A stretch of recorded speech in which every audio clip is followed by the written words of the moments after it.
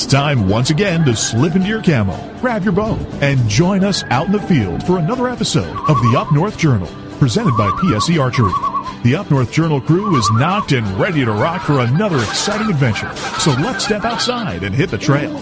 This episode of the Up North Journal podcast is brought to you by PSE Archery, Black Eagle Arrows, Fourth Arrow Camera Arms, Wind Scent Vapor Hunting Scents, Killer Food Plot Seeds, Supplements, and Attractants, Cabela's, Spot Shooters, Antler Action, Family Tradition Tree Stands, and Badass Slingshots. Welcome back to another episode of the Up North Journal podcast, everybody. I'm host Mike Adams, sitting back in the cabin tonight with Dan DeFall. What's going on, Dan? Hey, we're back. We are back in the saddle. Back in the cabin again. Back in the cabin again. And I tell you what, last week's episode, which you carried on an interview with Mr. Pete Shepley. Did you like that? Was that cool or what? He is a cool guy. He's definitely very much so. Definitely a cool guy. And the wisdom and insight he's got into archery is just incredible. Right, exactly. And he wants to keep promoting it. You know, and along those lines of getting things rolling, you know what? Can you pop that audio down just a little bit there on that I'm that picking bar? up a little bit. I'm picking up just a little bit of hum. There we go. That's better. Yep. There we go. A little feedback.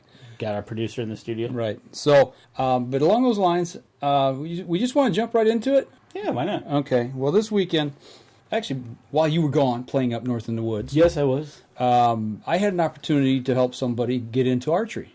A guy I work with who has a girlfriend, and he wanted to get her involved she wanted to get involved in archery.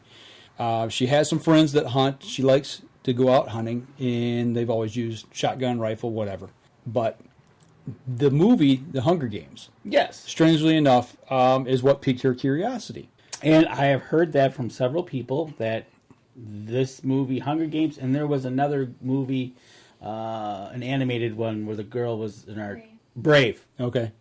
Gets people interested. Yeah, well, and he asked me, he's like, do you know what Hunger Games are? I'm like, yeah, I know what Hunger Games are. I've never watched it, but I understand what it is and kind of know the premise of it. And anyway, she's like, I'd really love to be able to shoot a bow. I'd really like to be able to take a deer with a bow. So, he asked me, would I be able to help, and could I kind of point him in the right direction? I was like, absolutely. So, along the lines with what Pete Shepley said last week on the show, I did my part, got somebody involved, took him down to Cabela's in Chesterfield, and thanks to Chris Snurr, who is their lead bow mechanic down there, so I call him the bow mechanic. He is the bow mechanic. He's the wrench. He is the technician. So, I had this gentleman and his girlfriend meet me down there yesterday, and we spent, roughly an hour or so there in the store. First thing is they walk in, and, he says, hey, I'm in the store, so I'm heading back to archery. So I kind of walk around the corner and see him, wave to him. They come over, I go, welcome to our toy store. It is our toy store. I said, this is our North Pole. It is. It really is. And I'm the outdoor Santa Claus. Yeah, there we go. So, Chris come back there and introduced himself and, started that whole process. I just kind of backed away and got her on a PSC Stinger X, and he set it up for her. And after a little, fiddling with the bow a little bit, and got it fit her, and she started shooting. Excellent. And the smile on her face was incredible. That's what the cool part was. So when you see that connection and you see that light go on, and it's like, okay, yes. Well, they understand it. Her family is mainly rifle hunters, I think. Well, I don't know if it's right. I know they gun hunt because Okay. she's from Ohio. We won't hold that against her. No, we don't. But I do believe that's all shotgun. Right, exclusively. So they're mostly a gun family. Right. And she wants to do this bow thing because of the movie. Right, yeah. So she said, I'd like to learn how to shoot, and I think there is a bow in her future. Excellent. Always good to get a new person into the sport. And maybe a Christmas gift. Wink, wink, wink. Yeah, it's always good. Excellent. Good to hear that. Was the store busy? It was moderately busy. Was it? Yeah, okay. Yeah, it wasn't bad. I was just wondering, being middle of October. Yeah. Took Buck Snort with me. My oldest daughter, Mackenzie, and Buck Snort went down with me. Excellent. So I took my grandson to Cabela's for the first time. Hey, you gotta like that. Got our picture with Fred Bear, this Fred Bear statue. Excellent. Kid you not, we walk in the store, put him in a shopping cart, and we wheel around. And you know how that big entryway is. Yep. And they've got deer on one side and bear on the other. First thing he looks up, and he does this, and he's looking around, and then he goes, bear, bear, bear. And starts See? pointing to the bears. And then turns and looks and deer, deer. You know, I mean, He's learning. we all brag on our kids out how smart they are and how intelligent they are and everything because everybody's kid's always their kids. Absolutely. But the kid's 13 months old and he already knows what deer and bear are. You know, Hey. of course, I might have a little to do with that, and I think his Maybe. mom does too. But Well, when he shows up as the president of PETA, that's okay. yeah, no, that ain't gonna happen Yeah, oh. unless it's people eating tasty animals. There you go. But you know, and ducks. That was the other thing. He can say duck. Well, you got him doing a crow call. He did the crow call last night here. Yeah, he was hammering the crow call. See? So, yeah, man, it's, you know, I didn't get up north, and we can talk a little about that later because I know you got a lot to talk about because you were up north, and I was up north. I haven't made it yet. Did duck season open up yesterday? Duck season, I do believe it opened that or it opened the weekend prior. I can't remember which. I think it was duck season because there was a lot of shooting yesterday, I heard. Yeah. Down here, over in the Seven Lakes area. Oh, yeah, yeah. Mm-hmm. So, I was just wondering it because I'm not a typical duck hunter, so I just... And it's been ducky weather, too. When I was driving home, I was fine till West Branch, and then it rained. Yeah. It never stopped raining. Dude, it's rained, well, last weekend, it's blowing, raining here. Up north, a little bit. You know, I chose not to go because of that. Same thing this weekend. Blow, blow, blow, blow, blow, rain, rain, rain, rain, rain. It did not rain up there yesterday morning. I did hear word from camp that it wasn't raining up there, but after the morning passed, it did nothing but start raining. It was done. Yeah, it was done. It was done being nice because So. the rain moved in, and if you looked at any radar, it was just like, Yep. here it comes. So yesterday was a good afternoon and evening to watch college football. Roll Tide. Was it even a contest? Maybe for the kickoff? Our first play from scrimmage was a 75-yard TD run, so. Oh, see, it was the kickoff. It was close to kickoff, and after that, it was all over.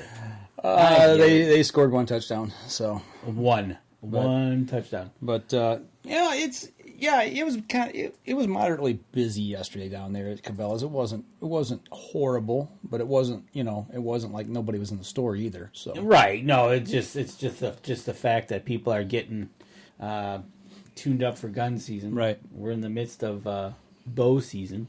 I can't believe it's already the second week of bow season. Yeah. You know, I mean, realistically, we've got a month. Today's the 15th. Today's the 15th of October as we sit here recording this show.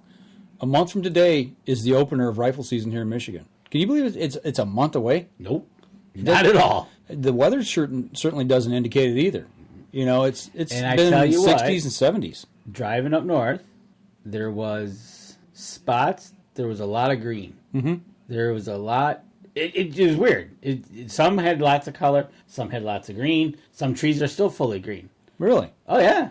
Deciduous trees. Yeah, and it was like odd, but... See, our weather guy was saying that this weekend would probably be the last weekend of full color. Ooh, I find that hard to believe. You know, for the state of Michigan. I find that hard to believe. I like- think this week, not this weekend, but maybe in the next week, it'll take...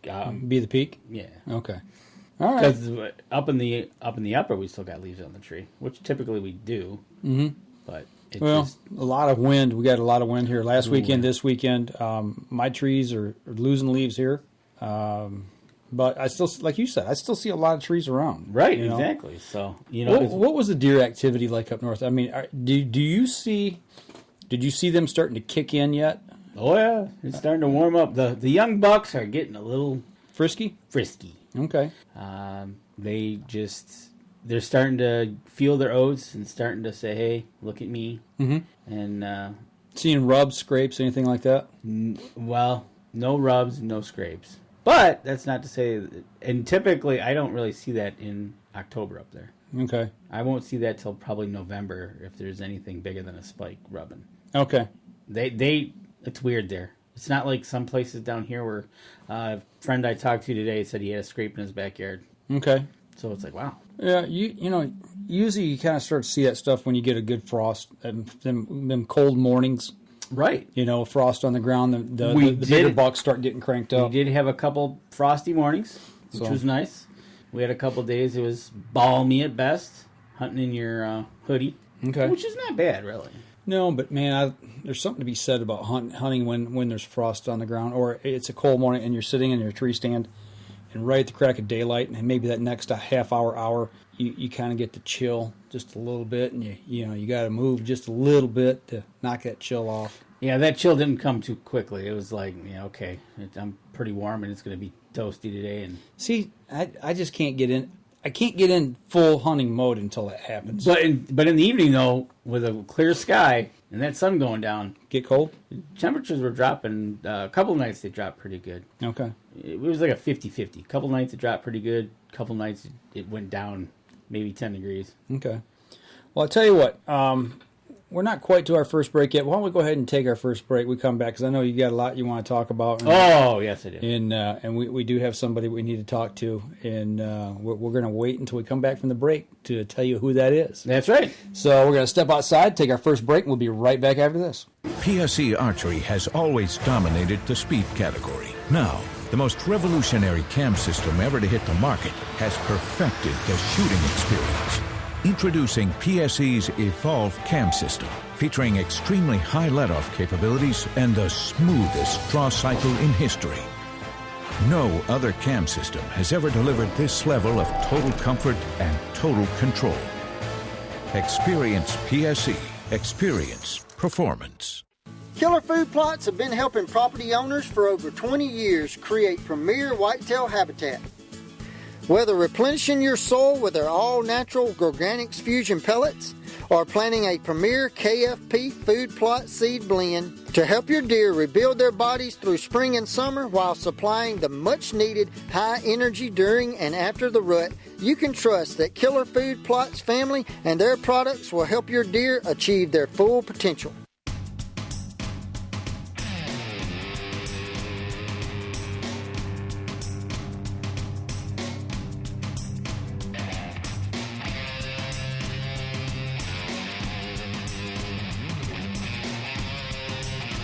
Welcome back, second segment of the show. And for those of you on the live stream, you already can tell who is in studio. But for those on the podcast, you can't. Dan, who do we have? You have my one and only. Well, I have two, but this is my only oldest daughter. I was like, wait a minute. What happened to the other one? Your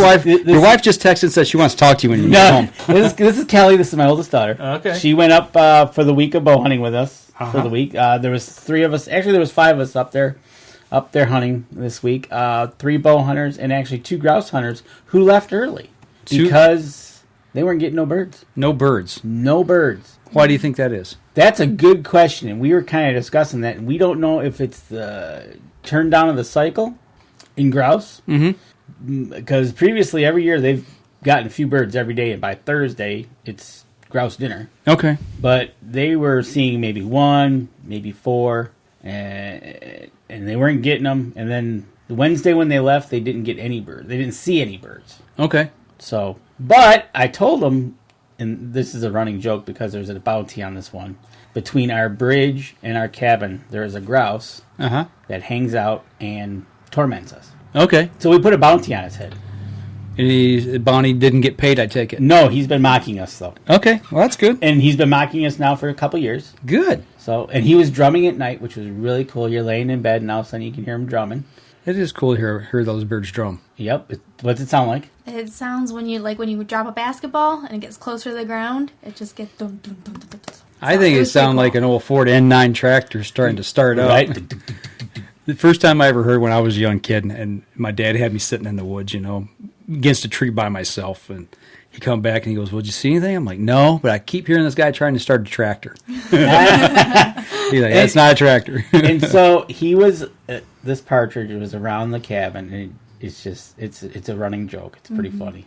But no, we were up there. We went up there for a week, and we had an excellent week. Well, it looks like, according to the picture back here behind us. Yeah, that's worth 45 minutes of hunting. That's what 45 minutes of hunting looks like? Yes. First time out, 45 minutes. First time out, 45 minutes. Of the week, yep. Bam, job done. So we back to camp, all said and done. Well, not quite back to camp, but we left on Sunday. Sunday noon. No, 11 o'clock. 11 o'clock, yep. We got up there. We got situated in the cabin.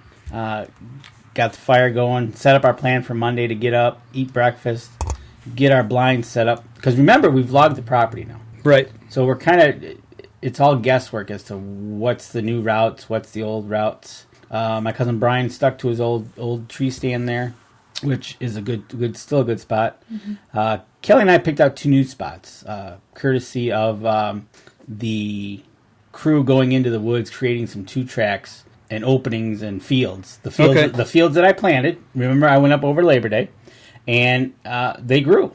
I actually had something green in them. I was quite happy. That's good. Well, we talked about that previously before you went up. Right, exactly. So I am ecstatic that I got something to grow. And then, so we set Kelly up off one of those fields. Set myself up off of one of those fields. Actually, I was more in the woods. As we did that, we pulled some trail cameras to get some ideas. We didn't have anything shooter-wise on camera. So this deer, he wasn't on any of your cameras? He might be on one camera that I got a picture of him walking away, and you can see kind of the side. Okay. And who knows? It could be him, Right on. But He wasn't a regular. Probably not. not. On the camera. Right? Not on the camera, no. So. And then, in those pictures, I did a little video, and if you've seen the little video, yep, it's what happens when you put a feeder in the tree and a bear wants to take it down. Danny put a lollipop up for a bear. Well, I think he was fine till the lollipop ran out. Then he got pretty cheesed off and ripped it out of the tree. That, or he eat what little bit of offering came out of it, and he goes, I want more, and he's like, it came out of that, I'm going to go get it. Because we were filtering through the pictures, right? Mm-hmm. And all of a sudden, I got a picture of my cousin, who was up there bear hunting. Okay. And all of a sudden, I see him come into the frame, and he picks something up. Okay. I'm like, what did he pick up? And then it hit me, because when we came into the cabin, there was a bottom part of a feeder. Okay. And I'm like, so I'm clicking through the pictures, and you can see in the tree is the feeder. Then in another picture is a bear. And then in another picture, the feeder's gone. Mm-hmm.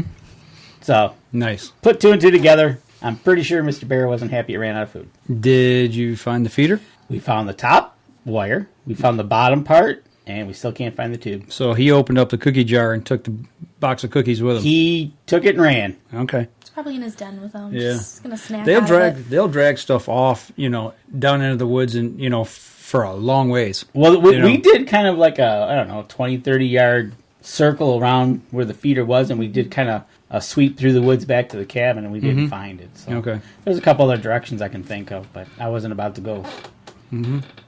I wasn't going to go toe-to-toe with a bear to say, hey, give me that back. You didn't want to go rustling for it? No. Okay. Which I am surprised we did not see no bears. You didn't see any while you're out in the field hunting? Okay. Surprised. But anyways, Monday afternoon, 3 o'clock, hey, let's do some hunting. Good idea. So we kind of it wasn't that cold. It was not cold. I was in a hoodie. Yeah. So. And my cousin Brian dropped us off on the road. He took the Ranger and went off to his spot, and she went off to her spot. I went off to my spot, and 45 minutes later, I get this text. So it was not expected, to be honest. No, I don't think so. And here it is live. Let's go back to there. Let me see if I can find it here real quick. Your dad's real well prepared here, I see. Well, okay. Okay, so a huge blank 6-point was in, and I shot and I missed. I think I got its freaking leg. I'm shaking so bad. I don't see my arrow. I really think this guy's leg. He ran towards you. No, he didn't. No, he did not. Okay, so that's the text you got. Yeah. That's 45 minutes basically after you get in stand. Right, exactly. Okay. So I said, all right. Well, back up just a little bit here. When y'all went out, I mean, all the pictures I've ever seen, you guys hunt together. Mm-hmm. You're in a ground blind together usually, or what have you. Mm-hmm. Is this the first time you've hunted by yourself with nobody else around? Yes, it is. Okay. I went out there by myself, and I'm like, it was really weird because, like you said, I'm usually with my dad and everything, so I had like the whole ground blind to myself, and it was very roomy. So I was kind of just getting settled in, and now when you guys got ready to go out hunting that afternoon, had you had it in your mind? Hey, I'm going by myself. Yeah, that was the plan. Yeah, I even asked her. I said, "Do you want me to stay with you or no?" She said, "No."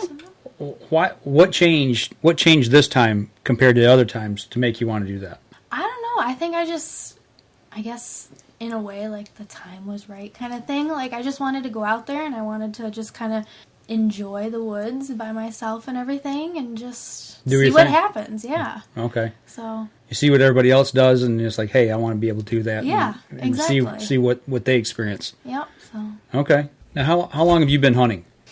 How many years now? let's see, had around, 10 or 11? Ever since you could, like, officially You got a doe when you were 12? 12 or 13. Okay. Right. So that was her age first was. year. Okay. So. And then she took a couple years off for college. Funny how that works. Yes. Yeah. So this is actually the first year she can go because she's not working Okay. and getting vacation and doing her thing. So she came up and I asked her, "Do you want to hunt alone?" She said, "Yeah." I said, "Okay, I'm good with that." That's. Well, how did you feel about that?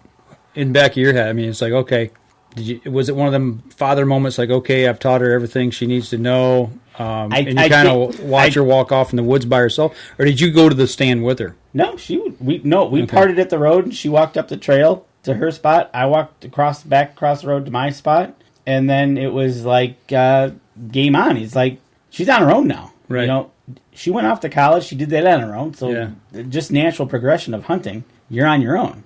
So she was on her own. Did you get a tear in your eye when you parted ways? No, not then. Not then. No. Okay. I tell you the truth. I was like, all right, let's go sit down, and it's warm. It's going to be because I don't know what to expect because it's newly logged, right? Right. Yeah. Well. So you're just trying to take it all in. I'm just trying to take it all in. Right. You know, figure out, okay, I'm going to be sitting in this new spot. You know, we're looking for this. We got something on camera. So really no expectations, just going in with a clean slate. Nothing. There was no expectations whatsoever. And all you had was a couple trail cam photos. And, Right. and really nothing on that really got your curiosity up. And I was hunting a parcel that he wasn't on. So Okay. my thought was, okay, if he's moving, I might catch him. Mm-hmm. But I'm actually going to, I kind of started thinking about that. I said, I'm going to leave him alone probably till November. Mm-hmm. Then go try to get in his back door. But anyways, parted ways, go sit down, a little warm, get that text. And she was mad at herself. And I'm like, okay, so I'll come over. Can't find her arrow. She saw the deer run off, tail up, just booking. And I'm like, okay. So I get over there. Okay, well, let's stop right there. Okay, you get over there, but let's back up. Okay, so now Dad parts ways. You're at the trail. I want to take this all in. Okay. I want to hear this whole story. So Dad parts ways. Yes. When we know what happened with him. When you walked away from him, were you looking over your shoulder like, there goes Dad, what am I going to do? Or you're like, good, he's out of here, now I get to hunt by myself. I was just going up the trail, and to be honest, one of the things that always goes through my mind when we're walking in the woods is I remember him telling me I had to be like 6 years old or something, that when you're walking in the woods, like heel to toe, try to when you're avoiding leaves so they can't really hear you. And that's really all that was going through my head. So you hear Dad in your head playing Yes. all these things, you know. Yes, exactly. So I remember that. yeah. Except I remember my dad yelling at me. Don't do that. And it's really hard now because it's all changed. It's all logged. Right? Mm-hmm. So now it's like, see, like the true track I had, they had put down trees for the road. So Okay. try to be quiet over that, right? Right. Mm-hmm. So her trail actually was one of the bulldozer trails that led up to the field, and she was just off the side of that. Nice and clean trail to walk through. It Pretty was muddy. It was Okay. it was muddy. Imagine that. It was Yeah. muddy. So, but I was walking up there, just kind of stopped once I saw the blind, see if anything would take off. Slowly got in my blind and got settled in. It wasn't anything. There was nothing there when you. There was nothing there. Nope, there was nothing there. It looked, because we had put the bait out a few hours before, and it didn't look like it was, touched that much. So, All other right. than that, So you get all hunkered down. You get in, you get sit down. yep. Get your bow ready, kind of get everything spread out, take it all in. Mm-hmm. Not much time passes. Not much time passed. I had 2 does come in from my right, and they were, I think, it had to be mom and daughter and everything, so they were eating. And then I'm like looking up and they're eating away. I'm like, all right, well. Can't shoot them. They're does. Can't shoot them. And, last year that's all we saw was does. So in my head, I'm like, all right, I feel like I know what to expect. Mm-hmm. Well, I was proven wrong. Not 5 minutes later, it was from my left-hand side, like a stampede. It was 5 or 6 does. They came running in, and they were charging. And then I saw them. I'm like, oh, they must have gotten scared by something. And all of a sudden, here he comes from the left-hand side. He's got his head down. He is huffing. He is chasing after him. And I'm just like, I could not believe my eyes. So you could hear him like grunting or breathing heavy? Okay. Oh, yeah. He was breathing heavy. He was... And I'm like... Heart starts pumping. Buck fever. Now, remember, she's got a deer tag, so she can shoot anything. Okay. A spike or bigger. So, right. And I told her, shoot it. If it's a spike, shoot it. I don't care. Get your first buck out of the way, and we'll deal with it after that. Yeah. Right. Yeah. Right on. So once he came into my field of vision, and I'm like, I saw horns. And I'm like, all right, okay, I can deal with this. And so I started counting, and once I got to 6, I'm like, I had to say to myself in my head, I'm like, I can shoot that. I can really shoot that. That's something I can shoot. Right. So I got ready, shaking like no other. But remembering from my first time that I got my first deer and everything, and like kind of breathe slowly and just kind of try to calm down. And actually, he was farther away from the bait pile than I wanted him to. And he wasn't moving, he wasn't coming in, and I didn't want to lose that chance. So he was probably 20, 25 yards away when I took the shot, and I was sighted in for 20. So okay, so you get a single pin? Yeah, her premium shot with her bow is 15 yards. Okay. When she moves out to 20, she's got to adjust a little bit more. And so 25 is probably her Hail Mary shot. Yeah. Okay, so you're sighted in. You've got a fixed pin. It's not a float or anything like that. So you're making an adjustment on the fly, estimating that distance. And we just switched her back to that from a multi-pin sight. Okay. Why'd you switch? I didn't like the multi-pin. Too many things going on at one time? It was that, and, you know, I couldn't remember, was the bottom pin 10, or was I sighted in for 15? And for me, it was once if I know one, I can better adjust from there. Okay. And also, I think with her poundage that she's shooting at this time, just one pin is good. Because... You don't want to step out. They were stacking, and it's like, so just a couple weeks back, we just said, okay, we're going to go back to your old site, go shoot it, and that's what she did. So, 45 minutes into the hunt. Okay, I tell you what, let's take our next break, come back. She hasn't shot the deer yet. No, she hasn't. So, when we come back, we're going to talk about the shot and what happened afterwards. So, we're going to step outside, we'll be right back after this. So what do you do when you've completely redefined the way bows are engineered? When you've reached the pinnacle and the band starts playing your victory song, you start a revolution out of thin air. Introducing the all-new PSE Carbon Air, engineered with true carbon technology to be the lightest high-performance bow in the world. Experience PSE. Experience performance. Killer Food Plots have been helping property owners for over 20 years create premier whitetail habitat. Whether replenishing your soil with their all-natural Organics Fusion pellets, or planting a premier KFP food plot seed blend to help your deer rebuild their bodies through spring and summer while supplying the much-needed high energy during and after the rut, you can trust that Killer Food Plots family and their products will help your deer achieve their full potential.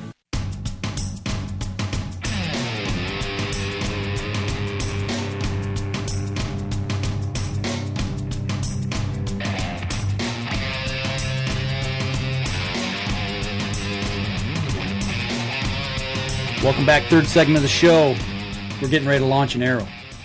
Somebody's shaking in a blind. Shaking like Don Knotts, as we all like to say. There's a deer in front of me, and I can shoot Not it. just one deer. There's a whole bunch of deer. There's a whole bunch. So you got all these eyes watching you. Yes. Are they looking at you? At that time when I was getting ready to release, to be honest, I feel like I can't even remember. Tunnel vision. Yeah. I just saw him, and I think there might have been a doe far off to his left. Okay. So you size him up. Yep. Broadside? Yes. Looking left, looking right? Which way? Looking at me, so he would be looking left. He's looking left. Okay, so he's looking this way. Yep. And you throw the pin on him. Yeah. And you made an adjustment. Oh, I made an adjustment. What happened? To be honest, I thought I majorly messed up in a way. When I released, from what I remember, which in that moment was not correct, but I thought I shot him right below the shoulder blade, but like above like his elbow. Okay. So I thought I got him in the leg. Right there. Yeah. Okay.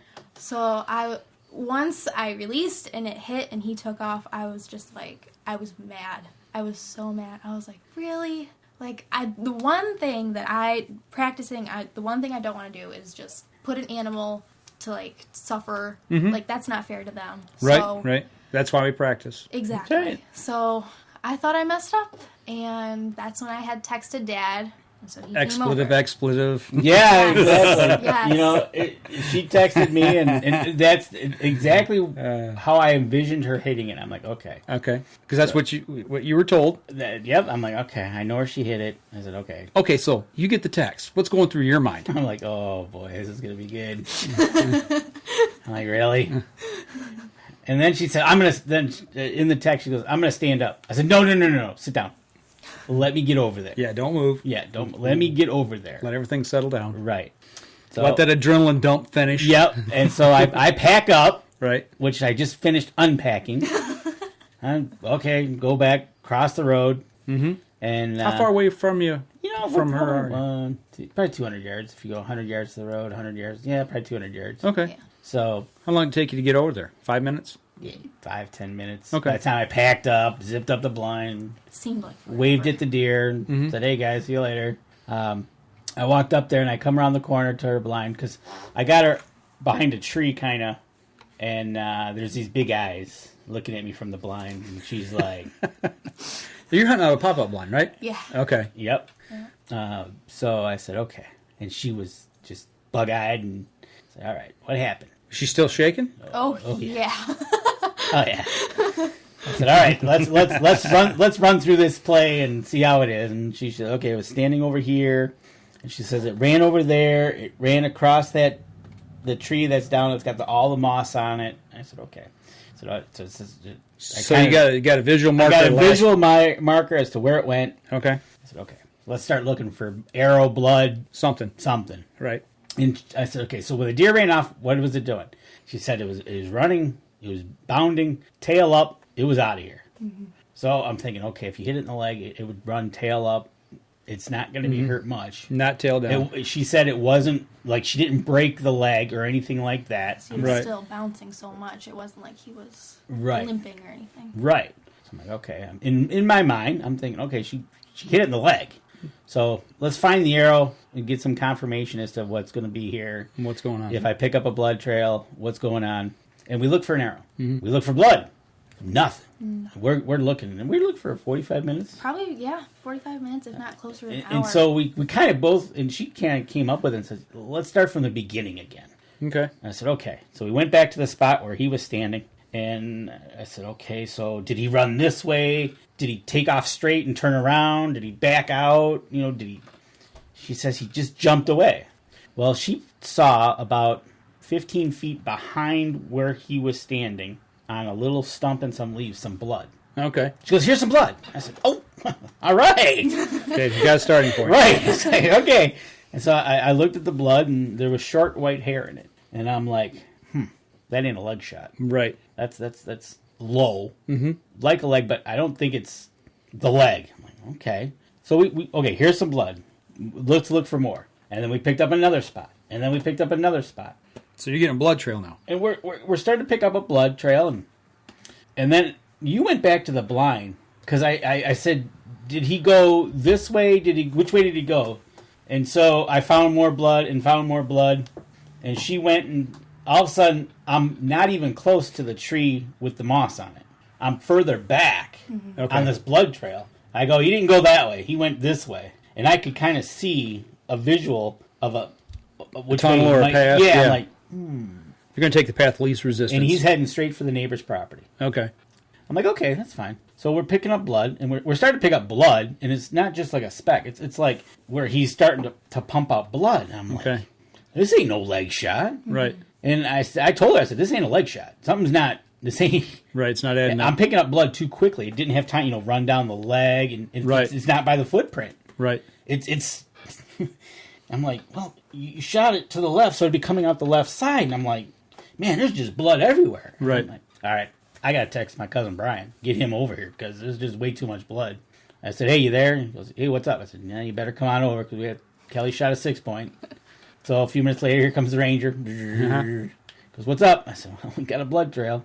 He goes, okay. Mind you, at this point, once he's over there, we had I don't know, maybe about 50 yards into the woods. We had, because I had the layers of clothes on, and I had a white shirt, so I put it on a tree to mark it, because we went back to the blind and just kind of like packed up, just because we didn't know what we were going to find. Right. So we had, the backpack with the knives in it, and so we were just preparing ourselves as much as possible at this point, because we didn't know what to expect. Plus, it was getting pretty warm. Yeah. It was like, all right, I'm ripping off my hoodie and getting down to my base layers, and so he showed up, and then the deer was heading straight for the berries, the thick berries, and I said, I know where he's going, but the blood was pretty regular. I'm like, something's not. This ain't a leg. So me and Brian started leapfrogging, tracking. That's how we always. I'll pick a spot. Yep. Okay, we looked, and we had her now with us. So somebody would find blood, and then we'd look, walk around to the side, look, find, and we just started going and going. Then we hit the neighbor's property border. Okay. Well, lo and behold, the blood is up high on the leaves. I'm like, well, kind of good, and it's kind of pumping out. I can see where there's big things of blood.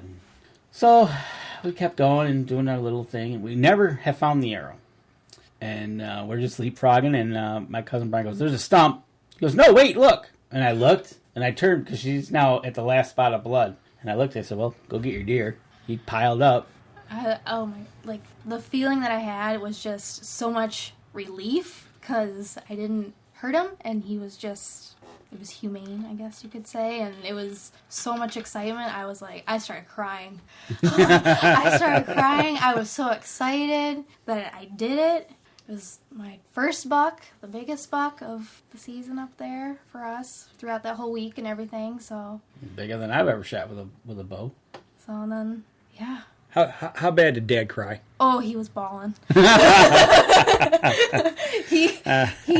We got up to the deer and everything, and first of all, I'm like, can I touch it? He's like, you can do whatever you want. Ain't going anywhere. Yeah, he ain't going and nowhere. He's crying, so.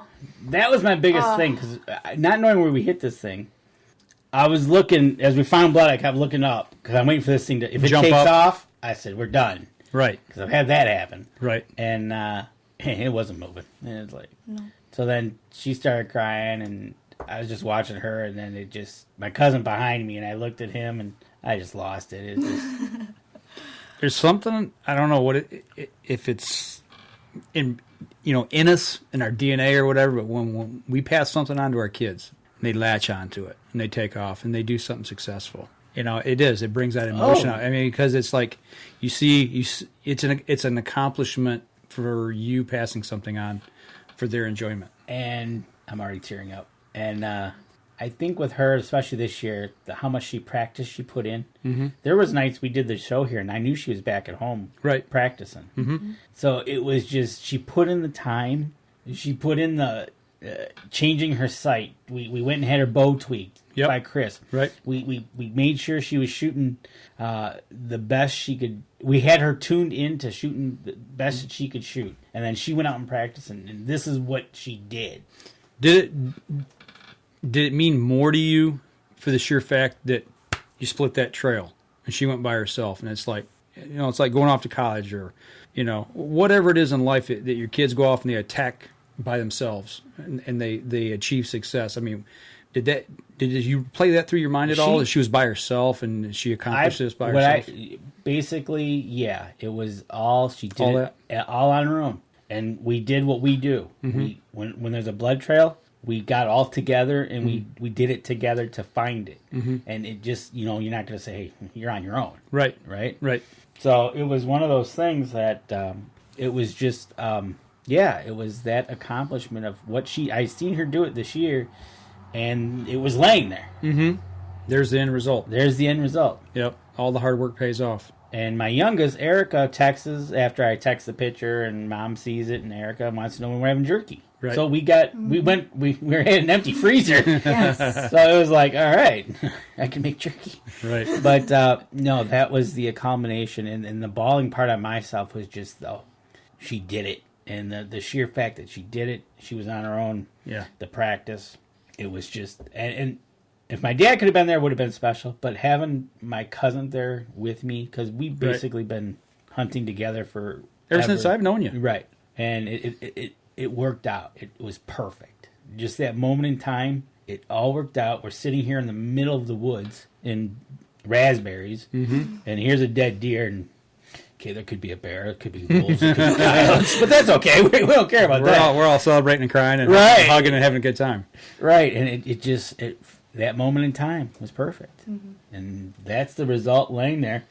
And it looks like she put it right in the base of the neck. Mm-hmm. She was off to the left, which she got the vein, and it just bled out. Well, it is just like what we were talking. The deer was facing sideways, and you look at where the entry wound is. That deer, when she released, it had to have turned the body towards her. Mm-hmm. So I mean, those things happen. Oh, deer don't stand there and go, hey, right here, shoot me. Right here's my spot. Shoot me. I won't move. Yeah, those things happen. I mean, I've pulled a trigger on with a rifle on a deer. Oh, and it wheel and turn. I've still killed it, but it didn't hit where I intended it to. Friend of mine shooting out of a tree stand at a doe with its head down, aimed for the back. As soon as he released it, backed up and hit it right in the base of the head and hit the vein. Yeah, that blood trail was about 2 feet, 2 feet, and full of blood for 30 yards. Yeah. Almost made it. I think it did make it to the road to the ditch. Yeah, but hers it went about 100 yards. Yeah, and so it was probably about 6:30. It was getting dark. It was getting dark really fast. Yeah. Oh, man, this is okay. Now you got to pack it up. You got to go and get it out of there. So my cousin Brian is looking. He's got that light bulb going, and he takes off. Bye. I'm like, okay. Where are you going? He went to go get the ranger. Okay. And he was gonna. We were on the neighbor's property now, and this neighbor had it logged. So there's logging trails. So he went and got the ranger, brought it down the road, and brought it in, and then could drive almost right to the deer. Mm-hmm. Now we got to gut it. Did you gut it in the field or did you take it back to camp? I gutted it right there. In the field. It was like, you know what? I'm going to do this right here, right now. Mm-hmm. First thing I said to her, though. She didn't gut it? That ain't a giggle if I did. No, I did not gut it. First thing I had her do. You're a nice dad, that's all I got to say. The first thing I had her do, I said, okay, tag this thing right now. Absolutely, yep. I said, before we even start anything, let's tag it. She got out her tag. I said, mark those, tag it properly. Mm-hmm. Put the tag on it, and said, okay, now we can have fun. Yep. Now you take your pictures and all that kind of stuff. So we then proceeded to gut it. She held the flashlight. She held a leg for me. Mm-hmm. I was pretty proud of myself because I'm not good around kind of like the blood and the guts and kind of like that stuff. So just being able to watch everything and assist in what I could, because I've never gutted a deer before. I didn't really feel like messing that up with a knife. So just being able to watch and just kind of take it all in. And I did pretty good, actually. I was pretty proud of myself considering I was doing it again by flashlight. Right. Yeah. Never fails. Most of them I do are by flashlight. I know, isn't it? It's like, it's the way it goes. So then, and I'm trying to tell her as I go what I'm doing, because she's actually there to watch it this time instead of halfway across the 40 going, bye. So, and it was, I said that smell is not, it's the heat of but it's the body. It's not a stench. Yep. So I was actually doing pretty good, and I think that was helping me through it. Because usually I'm like, ugh. I did rip open the stomach. Mm-hmm. You did? But that was because I grabbed and pulled, but did you get that nice whiff? Oh yeah, that was good. You didn't throw up? No, that's good. That's good. Just gag. That's all right. Yeah.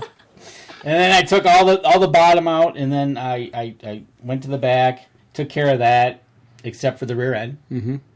Then I said, okay, now we gotta go up front, and my cousin Brian's like, watch out for the broadhead. Yep. I said, yep. You didn't know because you didn't find the arrow. Nope. You don't know if it's broke off inside the deer or if it kicked it out while it was running. Exactly. So I'm reaching up there, and I found the hole with my finger. I'm like, okay. I don't feel nothing metal up here. So then, of course, you're trying to get your two hands in there to get that windpipe. Yep. And I pulled out the heart and lungs, and I'm looking at it going, they're intact. I looked at the heart, and I rolled it over. Nothing. I'm like, well, she hit a vein and bled out. Artery and bled out. So, yeah, like basically a brisket shot. Yep. And then we gutted it, dragged it to the ranger, threw it in the back, and took off. It was still getting dark. Mm-hmm. And it was very dark at that point. Yeah, it was pretty dark. It was fun. So, did you sleep better that night? Oh, yeah. slept better that night, and I did not go to any morning hunts that whole week. She hunted Feather Ridge. Yes, she did. Yep. Every morning. There on the pillow. Yep. Every morning. And mind you, this is our first hunt. Right. 45 minutes into camp. Yeah. Or out in the field. Yeah. Right. So here we are. We're coming back. The two other guys who were bird hunting, we brought the deer in, and they looked and said, oh, wow, congratulations. And they were making us fish dinner. So we still had some time. So I took it to the garage to hang it, at least get it hung for the night. I was going to have to take it to a processor because it wasn't going to be cold enough. Right. And I wasn't going to take the chance. Right. Got it hung up. I'm telling you, the best invention ever is that butt out thing. That thing works wonders. So you used the butt out and butted it out. Just like that. And she's like, what do I expect? I said, what? Doink. Yeah, done. Right. Like, what are you doing? I'm like, oh, that's what you're doing. Okay. I see what that does now. But other than that, man, we got it hung up, and it was a big deer. It weighed, according to the butcher, I asked him how much weight. He said it was probably about 165. Okay. And I said, that's a big deer. And we went to the DNR, get our patch, and talked with the biologist, and she aged it at approximately 2.5 with the possibility of a 3.5. Okay. Now, up in the UP 3 years ago, they recorded what they said was 100% fawn loss. Yeah, I remember we've talked about that on the show.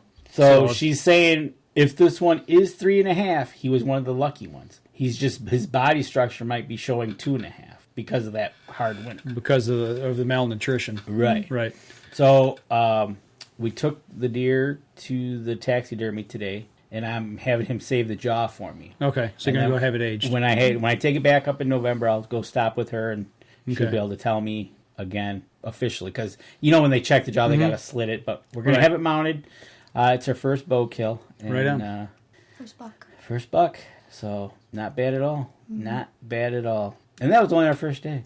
That's a good way. That's a good way to start deer camp off, deer season off. Oh, that's a great way to start it off. Yeah. I'll tell you what, we're up against our last break here, so we're going to step outside, take our last break, come back. We'll kind of wrap things up and wrap up the show. We'll be right back after this, folks. I shoot PSE because I like one pin to 40 yards. I shoot PSE for the perfect combination of feel and performance. I shoot PSE because you can shoot lighter poundage and increase arrow speed.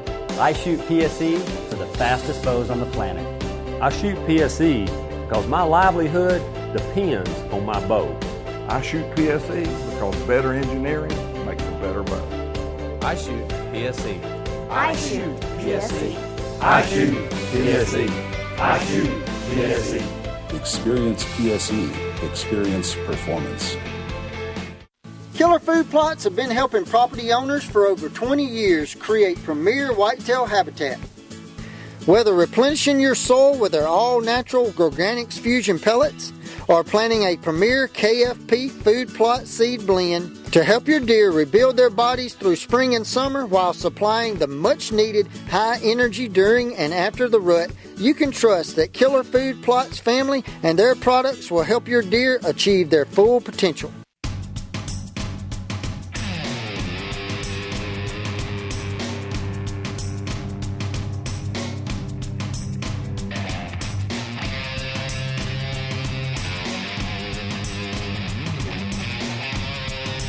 Welcome back. Last segment of the show. We have a deer on the ground, in the butcher shop, in the freezer, at the taxidermist. Absolutely. How's that feel? See, and when you're live on Facebook, we're talking about deer hunting, and somebody comments about your hair. Right? Thank you. Very much appreciated. Aunt Lori. Deer hanging, headed to the taxidermy, headed to the processor. Feels amazing. It does, doesn't it? I mean, amazing. It just, I don't know. I eat tag sandwiches quite a bit. They're yummy. It's just part of the game, But once when you connect and you walk up and you see it there, it's just there's a feeling that the antis will never get it. They just don't get what that is. What they don't accomplishment. Get, and they might get it in their own little way, but that moment when we stood over this deer and took in the accomplishment of what what it took to get there. What it took to shoot it, practice, shoot it, trail it, pick it, the whole, and then that camaraderie of all helping everybody out, sharing, holding a leg, holding a flashlight, getting it out of the woods, getting it hung up. Yeah. All that just plays so much into it. And then that's what makes deer camp. That's what makes any camp. Bear camp, deer camp, fish camp. I thought you say beer camp. If you want to have a beer camp, go right ahead. Beer camp. But yeah, it does. It all goes together, all the hard work, And it's not even just like the hard work that you put in like the weeks before. It's like, because I've been hunting for 10 years, will never ever be perfect at it. Nope. And it's even before I could hunt, I always went out with you, and you the advice that you always gave me and things like that. And that literally, your voice was in my head when I was trying to calm down from shaking and just, See, but I couldn't give you what you did to me when I shot my doe when you were with me. Dad, why were you shaking so? Right. You weren't there to give her the business. Right. Yeah. When I shot a doe when she was with me, that's exactly what it was. She goes, Dad, why were you shaking so much? And I get it. Well, first of all, you're sitting with me, and there's enough pressure to pull this off. And but no, she did a fantastic job. We stuck it out. We went back to square one after that and kind of said, okay, let's try regroup. Regroup. And truthfully, the way she thought it ran off, she was probably about 20 yards closer to what she thought he did. He actually ran more away from the spot she picked out. Well, in that moment, I mean, you got first time shooting at a buck, using archery equipment up close and personal, adrenaline dump, all that, number one, to even think about, okay, he ran over that log, even though it was off just a little bit. I mean, most people, they go, I don't know, he just ran off. They don't think about those things, but to be able to take it all in and really comprehend the situation and remember where they run off. Exactly, and those are the little things that I tried to teach her. Is that after you shot, watch him, see where he goes, and mark things in your mind, because we're going to need that, especially when there's no snow. We did pick up like his hoof prints. There's a track. Okay, well, there's no blood around the track, and so all those things came together for that one moment in time, and it was just a wonderful evening. Camaraderie. Yeah. And that was day one. Yep. That was day one. And that was not the only thing I witnessed that week. And? Oh. So the next day, she's going to hunt evenings, and she's going to sit with me. Okay. Thank you. Okay. So now you're going to go bug Dad. Yeah, exactly. Okay. My photographer. Okay. So we go out. We go sit in her blind that she's at. And I said, I just want to go over there and see what's happening. Right. And it was warm. We weren't seeing much. And all of a sudden, it was getting towards evening, or dark, and all of a sudden, you could hear, I'm like, all right, they're going to be late arrivals, that's fine, it's coming up behind me. And I pick her out of my right side, it's a doe, walking up the ridge, I'm like, okay. Well, I can hear a car off in the distance, driving away, and all of a sudden, I can hear it make the turn, coming up the road, and it's going, I can see it, hear it, see it, and I think were you watching it? Oh, I was watching. And it goes past us, I'm okay, and all of a sudden it gets to the bend in the road and comes to a complete stop. The car or the deer? The car. The car, The deer is kind of coming in but watching. And all of a sudden... I'm like, whoa! I was watching the entire time, and... I stood up and I'm like, what the bleep? And I'm watching. I've not heard this story, by the way, folks. And he got back in the vehicle and took off. I saw him get out, and that's when he shot, and he got back in and drove away. He shot from the road. Rifle? It sounded like a shotgun. It could have been a rifle. So, okay, number one, you're there. Could have shot you. That was my first priority. Dude, you can't shoot those there. And shooting from a road, shooting from a vehicle. Well, I wasn't in a vehicle if he got out, but had a loaded firearm in a vehicle, poaching. How many things can we write up here? But the thing was, the deer between you and him? Oh yeah, the deer was only 20 yards to my right, but he shot into the woods, so he wasn't shooting at the deer that was closest to me. Oh, okay. He was shooting at something. Something else. Right. Okay. I don't think it was the deer. Okay. Not sure. So I was, and by then, right, this deer takes off. I'm up on the blind. I'm like, who is that? And I recognize the vehicle. I know who it is. Okay. Deer takes off, and there's another deer. Oh, great. And I'm looking, I'm waiting, because, I'm waiting. It's a doe. I'm like, okay. I waited like 5 more minutes. I said, all right, we're going down there. I got to see something, find something out. And I walked down there. She kind of picked out a tree that she remembers the car was by. Right. It was actually a truck. And I said, all right, we get down there. And I said, okay, which way did he shoot? She goes, he shot this way, which would have been west. Okay. I'm like, all right. So I'm scanning. It was kind of thick, so I'm scanning the ground because I'm looking for the white belly. Right. Like I told her, you look for white. It'll be the deer's belly if you shot at a deer. Then I'd have some real issues. Couldn't find nothing. Well, in the meantime, I hadn't come down yet, but he went, and I was dealing with my deer up, waiting. He had come back. Okay. And just slowly went and left. Okay. So that's when I said, all right, we got to go down there. We watched the vehicle go by. Actually, we were out of the blind at that time. We were getting ready, I think, to get out of the blind. Get out to see. And I knew exactly whose truck it was. I'm like, all right. And so we got down there, looked, couldn't. I jumped a couple partridge. So my thought was he might have been ground swatting a partridge. I'm not 100% sure. I didn't see when he shot. I didn't see no tails take off from that area. I did a 360 around that whole area, looking for a deer. I didn't find anything. Been driving with a loaded firearm in a vehicle and then jumping out and shooting. All in a day in the UP. Wow. And so I was you had asked me, what would you do? I'm like, what do? You find this dead deer. You know who shot it, but it's not like... Called 100 DNR rap line. I said the first thing I'd do is I'd call DNR. Because my first issue was he's shooting into the woods and we're there. Yeah. So he doesn't know who's over there or which way he was shooting. You know? Was it your property he shot on? He was at the border. The boundary, okay. I couldn't tell you if he shot to the right, no. If he shot to the left, yes. He was that close to my property line. Okay. And then I told her, I said, if I find that deer and it's on my property, well, it's going to be mine. And I'm going to call the DNR and say, and I'll tell you who it is. Yeah. And you can go down and ask him what he did. Right. So, yeah, that was kind of interesting. Wow. That's wild. Yeah. I've never experienced, well, when I was a kid, we experienced getting shot at. And I think I've told that story before when we were squirrel hunting with my dad. I think I was 8 or 9 years old. That's the closest thing I've ever come to being involved in anything remotely like that. That's crazy. Isn't it wild? I mean, you could not have... I've watched the Northwoods Law. We were almost like the DNR. We were almost like watching it. Here comes the car, slows down. Oh, he's going to get out. Stop.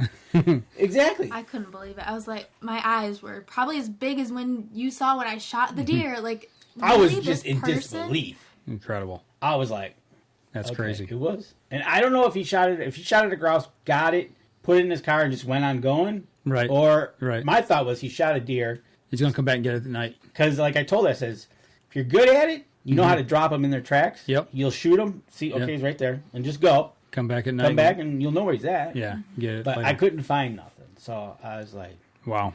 Yeah. So that was one of another experiences. That's crazy. There's another one. Similar? No, this is totally on the good side. Oh, okay. I want to give a shout out to Killer Food Plots. There's Suffuse. Okay. Because I had the samples with me. Yeah, I took them up there. I saw the photos. Yep, and this one right here, we picked one in the evening to try. Okay, this one is the React Attractant Red Apple. Yep. Okay. So I had her. She was spraying as we were walking up the trail to the blind, and she was getting in. I said, "Hey, give me that." And I walked over to some grass areas, and I just loaded it with it. Okay. And we got back in the blind and waited, and all of a sudden this deer came right up that trail, went right by the bait, and went right to this bushy area and stuck his nose right in it. No kidding. Kid you not. And she's my eyewitness to it. And I looked at her, I said, that's where we sprayed. I was watching, I'm like, they're not near the bait at all. He went right to it. That's crazy. That was pretty impressive. So I got it. It works. I used the red apple, I used the corn, and I used the bedding one. The bedding one, yeah. Oh, that was another thing she witnessed with me. Deer sticking his nose in the blind. Nice. Hey guys, what are you doing in there? Literally a spike. We were The one evening, we had 7 spikes all in at once. And it was like the UFC of watching spikes. I had 2 over here sparring, going at it. 3 over on my left, just staring at the other guys. And 1 in the middle, who's the biggest, eating, saying, this is mine. Stay back. Right? And all of a sudden, getting towards dark, he just starts walking towards us. And I'm like, and she's on her phone. This is funny. She's on her phone. All of a sudden, she looks up and then realizes the deer's coming right straight at us. And I'm watching this, and he comes right at us, turns to our left, and you can hear him breathing. You can hear him sniffing, and you can hear him sniffing the blind. And I think you sprayed the corn one then. Yes. That was the corn one? That was the corn one, yeah. And all of a sudden, you can see the spikes, you can see his ears, and all of a sudden, here comes a nose. And you can hear him just sniffing. And it was kind of neat, because if we smelled... Didn't spook him. It didn't spook him at all. And then he just kind of, okay. He turned around, walked back, and... I had to have him one time during turkey season. I had a small 6-point walk in, stick his nose in the blind. Actually, I think it was a little forkhorn one time. When I was hunting with Maddie, do the same thing, walk up, and he just stuck his nose to the edge of the blind. And we had a doe do the same thing. Yeah. We had 2 deer do the same thing to us in this blind. It was the Cabela's blind I just picked up, and we were using, I think it was one night was the corn, and the other night was the bedding one. The calming bedding one. They came right up to the blind, and I was like, okay, they're going to pick up our human scent right about. No. Never did. Never spooked them. That's crazy. And to finish up the story, we saw some bucks, saw lots of spikes, some 4-pointers, a 5-pointer. Nothing my cousin and I was going to shoot. So last night, we're going to pack up the blind. We're going to call it a week. And it was getting dark. I was like, all right, I've had enough. We got to break this blind down. And there was deer in. We sat down. We were running late because we had to go pick up our deer. We sat down at 5 o'clock. At 10 after 5, they were coming in like a train. We had 10 or 12 of them in at one time. We had at one time. It was like, really? Nothing to shoot. So I said, okay, I'm done. Let's pack this thing up. So we unzipped the blind, right? Mind you, there's deer 25 yards away. Unzip, get out the blind, look. They're looking at us. I'm like, okay. Well, I take off my backpack. She takes out, we get the chairs out. We get everything out. We got a bin there. We got everything. And these deer are watching us. I'm like, really? We're not trying to be quiet. We're not trying to go slow. We want out. I brushed in the blind. I'm ripping that off. A couple of them kind of backed off. One's not moving. They watched us push the blind all together and stick it in a bag. Deer's still there. I'm like, really? No, see you next time. Well, I had to go get my camera. And she's watching this. And I'm like, oh, he's going to move now because I'm going to go get my camera. And sure, I walked down there and he went, 10 yards away? Yeah. He backed off 10 yards, watched me take the camera off the tree, unscrew the thing. And as soon as I started walking back, it followed me. It followed right back in. In the meantime, I had one come running in off the field, tail up, just 10 yards by us, went right to the food. Did not care we were there at all. Did not care. They watched us leave, waved to us, and said, we're out of here. Young deer? Oh, yeah, they were all... all young deer. Yeah, they were young spikes. Yeah. And then the one came running, and if it was it was getting pretty dark at that point. But, it's so funny. Other times, you break a twig... And they scatter. And they're on the next county, right? Yeah. That's crazy. You just never know. You never know what you're going to see, what to expect. Just when you think you got it figured out, they flip it over on you. It's even in camp, they're coming in. They get into that mode. It's food. Gonna eat. They're gonna eat. And there's a lot of food out there right now, which is good. There's a lot of browse for them, so they're picking up on that. They're meandering feeding. See, I'm anxious to get to our camp because I've heard all of our new planting that we've did, and we replanted my field with not climatized. Climatized is what we put down the first time from Killer Food Plots. The Carnage brassicas. Oh, okay. Everything's coming up, but they're saying everything's being overbrowsed again. We got so many deer up there that they're hitting all of our fields hard and heavy. So I'm hoping that we got some food on the ground when I get up there, to where I can actually hunt. The stands I've already got set, I don't want to have to go starting to change things up once I get there. So, and I got it, okay, so I planted and I got clover coming up. It's coming up. It's probably about 2 inches tall. And I also have clover around the cabin that's already there. But I don't know if that's one of their number one go-to foods. They pretty well tear it up at our place if they've got access to it, But you're in a whole different zone. Exactly, and I'm like, and that might be something that becomes more palatable later in the season, or maybe it's in the spring. I don't know. Right, exactly. So so next year when we do our planning, we might kind of make one this and one that, and kind of start to figure out maybe what they like. Right. This year, usually when we bait, because we're allowed to bait, we use corn, apples, and sugar beets. Mm-hmm. This year, didn't like apples. Usually they eat the apples. Right. But it was usually corn. Mm-hmm. But no, the clover, I was expecting them to mow it. Right. But no. That's crazy. But they were playing in the water, though. Oh, yeah. Heard them splashing. Nice in-ground pool in one of the fields. So. Yeah. A lot of rain up there? They had 2 inches of rain the day before we got there. Okay. The creek that we drive in over was pretty high. And that's what we're dealing with at our camp as far as is the last 2 weekends. That's the reason I haven't been up. I'll kind of talk about that a little more next week. After I'm hoping to be up next weekend for my first set, and we'll just kind of see how things roll.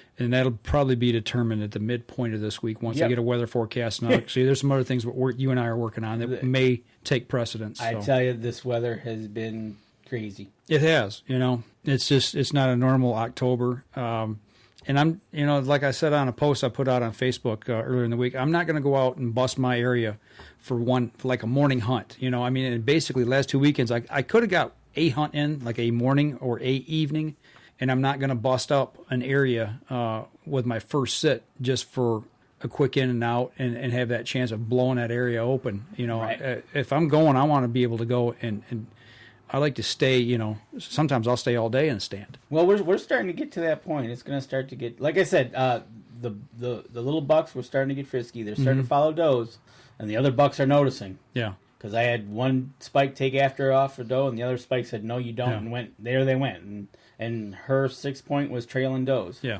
So it's... Well, we're getting into that season. You remember last year, I didn't see a shooter buck on trail cam until 23rd of October. Yep. And that's when Night Train made his little appearance. And all of a sudden, he became kind of regular on trail camera. I was seeing him, here and there in couple different spots. And then I actually laid eyes on him, right before Halloween. I think it was the 26th or 27th of October. He finally made an appearance in a field in the evening, right before it got dark. Yep, and you could see him. Yeah, so, and that's kind of where I'm setting my hunts up right now. I want to be up there that week of Halloween. That's what my target is. There you go. It's always a good week. Yeah, well, I've always been, the last 2 years have been early. I got up there a week too early and ran into a lot of rain both times. And it could happen again, but this time, I backed it up a week, get into that pre-rut time, and see if we can't do something. Yeah, that's one of the things. The reason why I went so early this year was we have a wedding to go to a little bit later. She's got some things, and then we wanted to be up there with the grouse hunters as well. So kind of make more of a camp and camaraderie with other people. Right on. So it was good. Yeah, it was a good week. That's good. Even though they got their fifth wheel stuck, but we got it out because of all the rain. Right. He went to make a turn, and it actually slid sideways. And then he couldn't get it. It would just spin. So we just let it sit for 3 days. Let it dry out a little bit. Let it dry out. And just pulled right out. Right. So, no. Well, that's good. Congratulations again. Thank you. On a nice deer. Food in the freezer, and something to put on the wall. Absolutely. And memories forever. Yeah, absolutely. And good job. Thank you. Thank you for helping.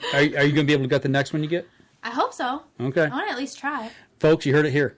She said she's going to try. Have that in recording. That's right. So she says she's going to try. So that's good. All right, we're going to wrap up this week's show here, and next week we should be back in the cabin. Yeah, we'll be back in the cabin, and if I'm up north, you may have to come over and do one. You may have to call me. We've done that before. So we'll see what happens. We don't know, but one way or another, we'll have a show on. We will have a show. Be rocking. Even if I am sitting on Facebook Live, I could even bring Kelly to be my co-host. There you go. Yeah, you guys sit here and chat it up. And we'll call you. And yeah, you just have to throw your phone over there. Yeah. Do the live stream. I think we can do that. All right. All right. Okay, folks, that'll do it for us this week. You guys get out, hit it hard, get in the woods, spend some time with family, friends, neighbors, and fill those freezers. It's a great time of the year to get out there, and hopefully we get some colder weather. Hopefully it'll start working our way. Yeah. All right, that'll do it for us this week. As we always say at the Up North Journal, if you're out on the water in the woods, shoot straight and be safe until next time on the Up North Journal. This episode was brought to you by PSE Archery, Black Eagle Arrows, Fourth Arrow Camera Arms, Wind Scent Vapor Hunting Scents, Killer Food Plot Seeds, Attractants, and Supplements, Cabela's, Spot Shooters, Antler Action, Family Traditions Tree Stands, and Badass Slingshots. Thanks for listening, and join us again here next week. Until then, remember, as we always like to say, if you're out on the water or in the woods, shoot straight and be safe. Until next week on the Up North Journal.